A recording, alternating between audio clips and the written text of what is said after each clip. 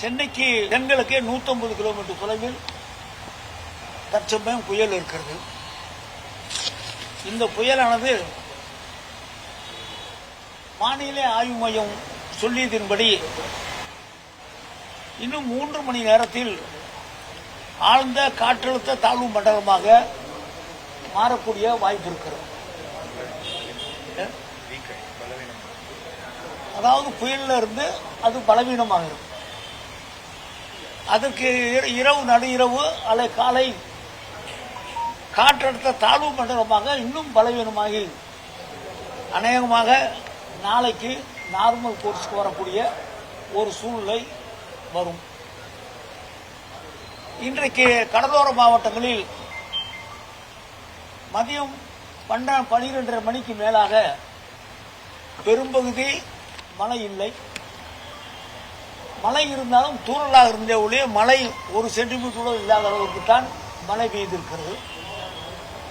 புதிதாக எந்த விதமான இறப்புகள் இல்லை.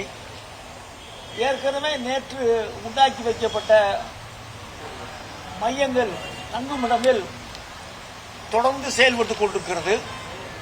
நாளை காலை வரை இந்த நிலவரங்களை பார்த்து பிறகு அவர்களை அவர் குடியிருக்கிற பகுதிக்கு அனுப்பலாம் என்று நாங்கள் முடிவு செய்திருக்கிறோம். அநேகமாக நாளை காலை சகஜமான வாழ்க்கைக்கு வர முடியும் என்று எதிர்பார்க்கிறோம்.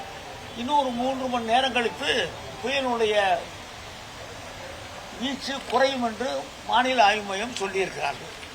மாண்பு முதலமைச்சர் பதில் தொடர்ந்து எங்களோட தொலைபேசியில் பேசிக் கொண்டிருக்கிறார்கள். இப்பொழுது கூட பேசினார்கள்.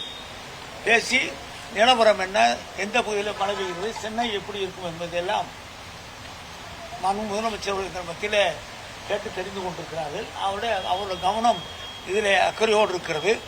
நீர் வடிந்த பிறகு விவசாய நிலங்கள் பாதிக்கப்பட்ட பகுதிகளெல்லாம் கணக்கெடுக்கிற பணியும் நாங்கள் செய்யவிருக்கிறோம். அவங்க இருக்காங்க, எங்கே தேவை இருக்கிற இடத்துக்கு நம்மிடம் என்டிஆர்எஃப்பும் எஸ்டிஆர்எஃப்பும் தயாராக இருக்கிறார்கள். எங்கே தேவை என்று மாவட்ட நிர்வாகம் கேட்கிறதோ அங்கே நாங்கள் அனுப்பி வைக்கிறதுக்கு தயாராக இருப்போம்.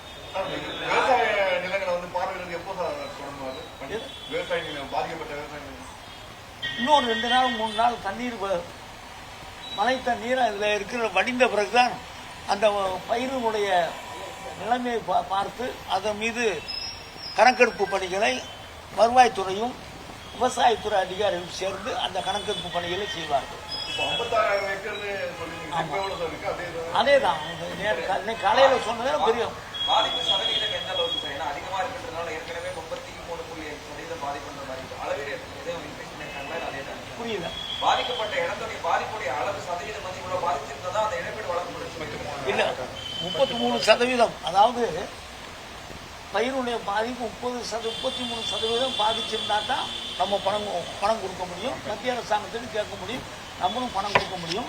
இப்பொழுது மழை நின்றிருக்கிற காரணத்தால் அது எவ்வளவு பாதிப்பு என்பதையெல்லாம் பார்த்து மாண்பு முதலமைச்சர் கூட தகுந்த முடிவு எடுப்பார்கள். நம்ம வந்து பெருமழை எதிர்பார்த்தோம், புயல் மழை இப்போ வந்து அது ஆழ்ந்த காற்றழுத்தமா மாறி இருக்கு. இது எப்படி பாக்குறீங்க?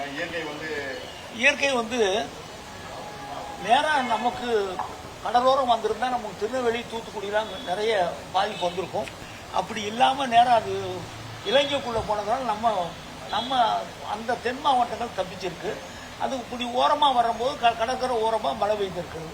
ஏற்கனவே வடகிழக்கு பருவமழை இருக்கிற காலம் தான் இந்த காலம். அதோடு சேர்ந்து இந்த புயலும் சேர்ந்து நமக்கு மிகப்பெரிய பாதிப்பை உண்டாக்கியிருக்கும். அப்படி இல்லாத ஒரு சூழ்நிலை உருவாகி இருக்குது. இருந்தாலும் இந்த மழை வேண்டும் என்ற அந்த எண்ணமும் எங்களுக்கு இருக்கிறது. அதுக்கு மழை வந்தால் அதை சமாளிக்கக்கூடிய அளவுக்கும் அரசாங்கம் தயாராக இருக்கு. காலையில கொடுத்த அந்த புள்ளி உரம் அதே ஒன்றும் எக்ஸ்ட்ரா ஒன்றும் இன்னைக்கு ஒன்றும் பெரிய லெவல்ல ஒரு மாறுதல் இல்லை.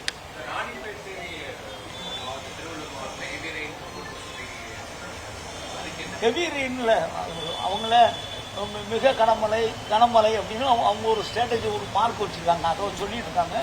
இப்போ மத்தியானம் 12 மணியிலிருந்து எல்லா பார்த்தோம். மத்தியானம் 12 மணியிலிருந்து எல்லா பகுதியிலும் பெரும்பாலும் மழை இல்லை.